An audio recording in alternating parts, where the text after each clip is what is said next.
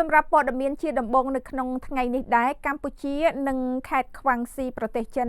បានព្រមព្រៀងនឹងសម្ពោធគម្រោងសហប្រតិបត្តិការឧស្សាហកម្មស្រូវទំនើបច្រករបៀងមច្ឆា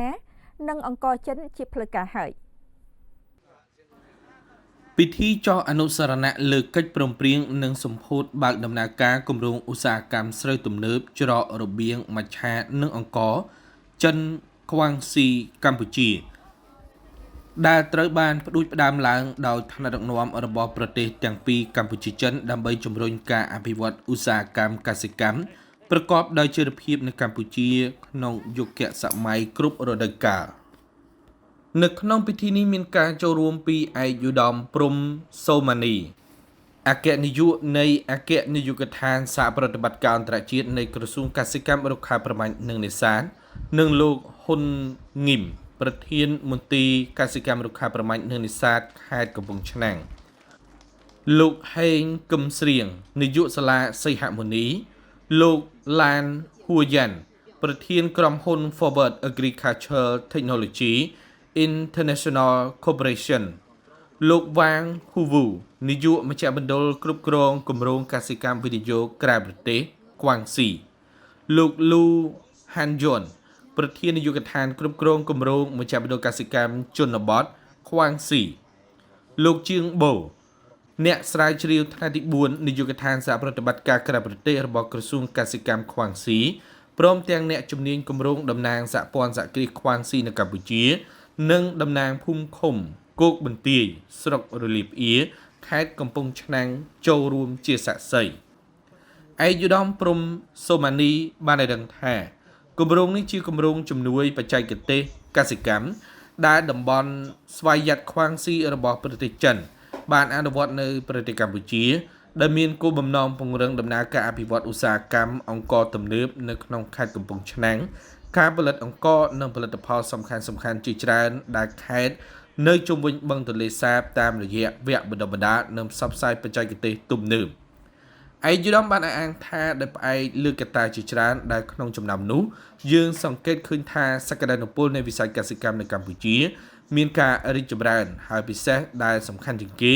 គឺស្ថិរភាពនយោបាយនិងការលូតលាស់នៃសេដ្ឋកិច្ចកម្ពុជាធ្វើឲ្យយើងមានសង្ឃឹមមានជំនឿជឿជាក់ថាការលក់មិនមែនជាបញ្ហា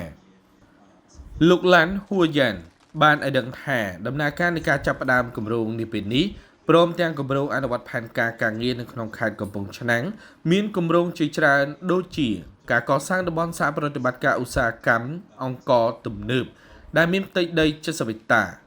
ផែនការសម្រាប់ការកសាងនិងសាងសង់នៅតំបន់ឧស្សាហកម្មអង្គរគំរូមានពីរប្រភេទគឺទី1ការពង្រឹងសមត្ថភាពនិងការបង្កើតមជ្ឈមណ្ឌលសេវាកម្មមជ្ឈមណ្ឌលថែទាំដំណាំស្រូវមជ្ឈមណ្ឌលសេវាគ្រឿងចក្រកសិកម្ម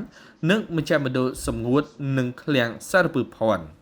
លោកបន្តទៀតថាការរៀបចំវគ្គបណ្ដុះបណ្ដាលបច្ចេកទេសត្រូវបានចែកចេញជា4ប្រភេទគឺ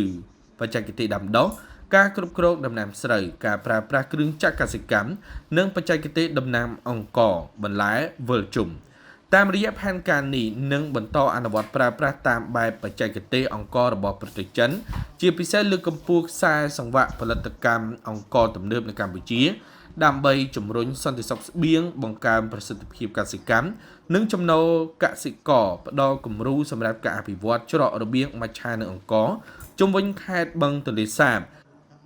និងបង្កើតគំរូថ្មីនៃកិច្ចសហប្រតិបត្តិការសន្តិសុខស្បៀងក្នុងគម្រោងខ្សែក្រវ៉ាត់មួយផ្លូវមួយ